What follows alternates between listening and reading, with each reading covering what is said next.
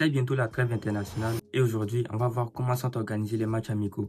D'abord, il faut comprendre une chose. Les matchs amicaux servent principalement à préparer les sélections nationales lorsqu'il n'y a pas de grandes compétitions internationales, comme la Coupe d'Afrique, l'Euro, la Coupe América ou la Coupe du Monde. Ces matchs permettent aux sélectionneurs d'essayer de nouveaux joueurs, de préparer de nouvelles tactiques et de préparer de grandes compétitions internationales. Et alors, qui décide de ces matchs?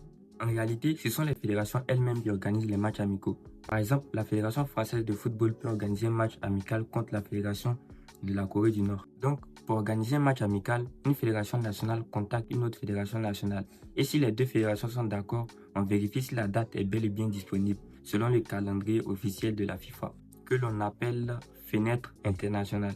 Ces périodes sont les seules où les clubs sont obligés de laisser partir leurs joueurs en sélection nationale. Et c'est grâce à ce processus qu'on peut avoir des matchs inattendus comme Chine, États-Unis ou Israël-Iran, si les fédérations sont d'accord bien sûr. Mais ce n'est pas tout. Les matchs amicaux sont aussi très importants financièrement.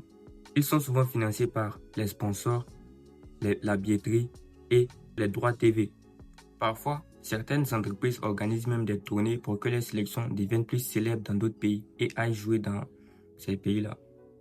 États-Unis, Asie, des trucs comme ça.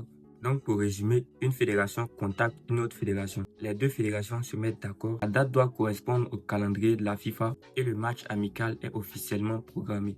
Et voilà comment naissent les matchs amicaux internationaux.